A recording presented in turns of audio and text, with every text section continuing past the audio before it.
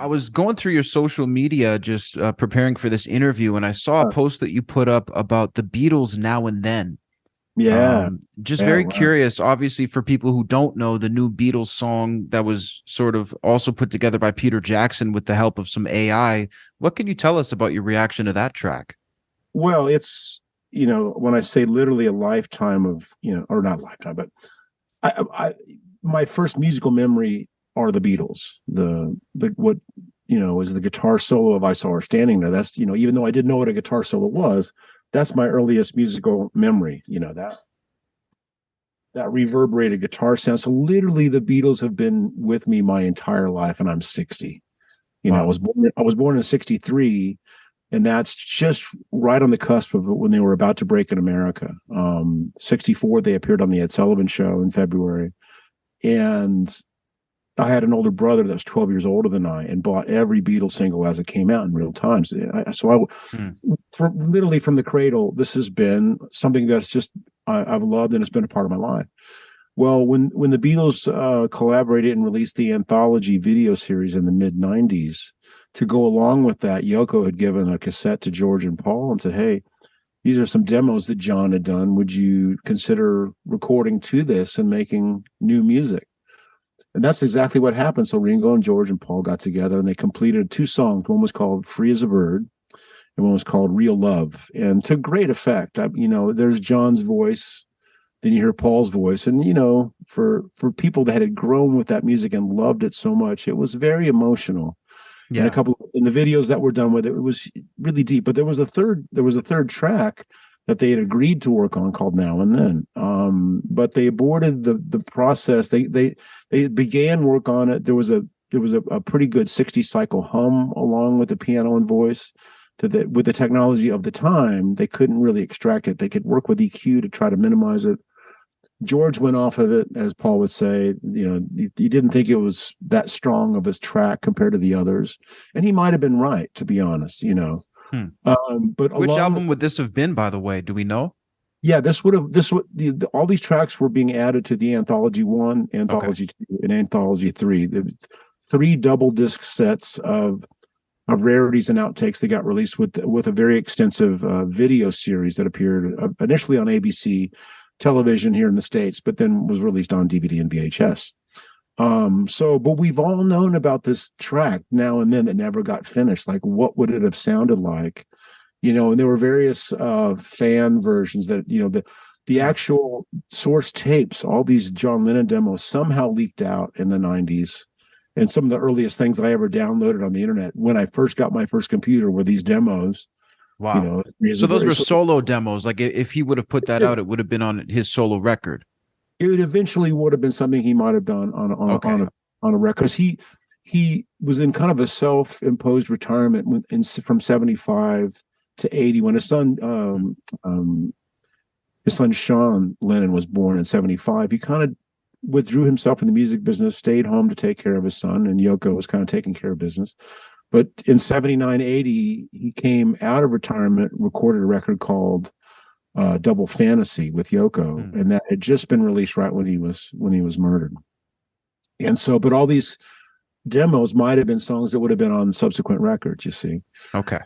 so all that said, Paul would always he had intimated a few times over the years, oh, now and then I'd like to go back and finish that one up. And George had worked on it. So what ended up happening was they took whatever tracks that Jeff Lynne had, when he was the ELO producer, had produced with him when they did the others. And so there would have been some acoustic guitar playing for George. And then, Hmm.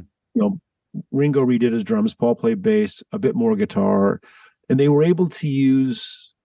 Well, I should address the AI thing. So Hmm.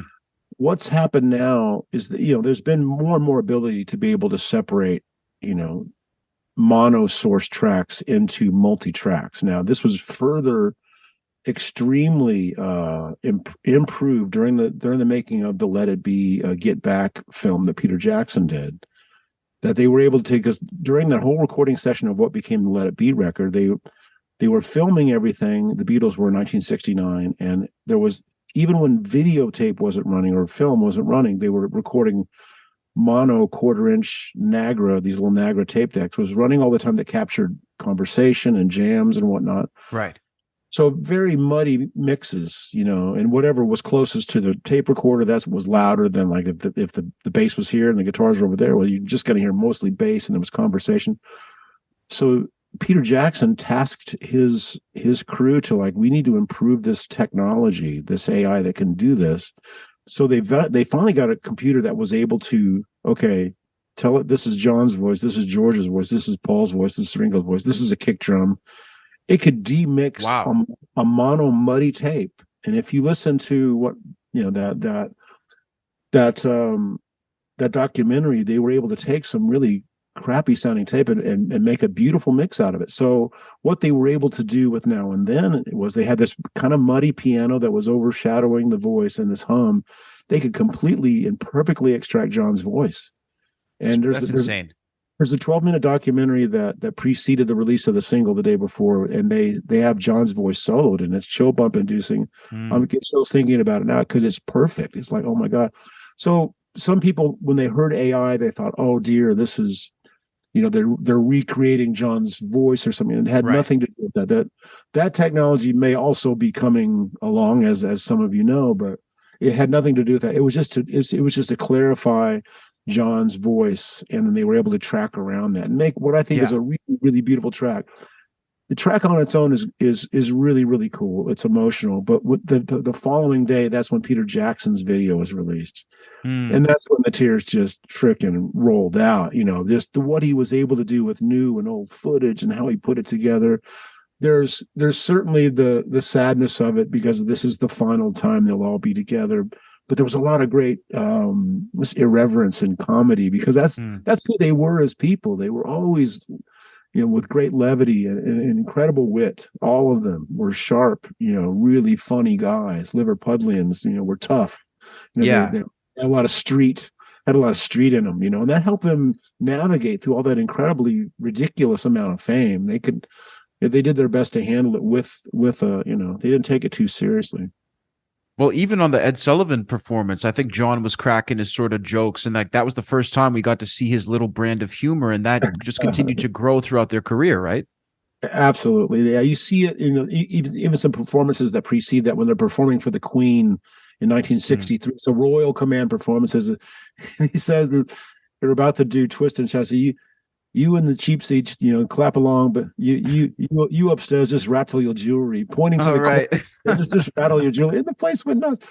But yeah, when they landed at JFK airport in New York in that early '64 before the Ed Sullivan Show, they had a press conference, and they were funny dudes, man. They then the press ate it up like, oh my God, we could have fun with these guys. And it just really, it helped cement the love affair. The music was joyous on its own, but these guys looked like aliens. There was nobody had those haircuts at that point. You got to realize how outrageous it was, But they had the goods. They were a well-oiled band, man. They had been playing all those hours and hours in the Cavern in Hamburg, where they play, 8 hours a night, and it just they were killing.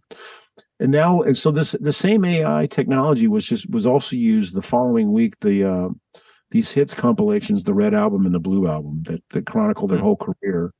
The early tunes, some of them had never had a stereo mix, but they went back and were able to use the same technology. If it was just, and some of those recordings were just literally 2-track, like, band on one side, vocals on the other. But they could now demix those things and get a bit more separation, a little bit more quality. And Giles Martin and whoever, it might have been Sam O'Kell, I'm not sure, but they did an incredible job of not over recreating the wheel, but very respectfully give these songs a little bit of a new perspective and a new life. There's certainly plenty of purists out there that would maybe balk at, you shouldn't mess with Da Vinci, right? But for me, who's heard every possible mix and variation and outtake, it's gold. It's just another way.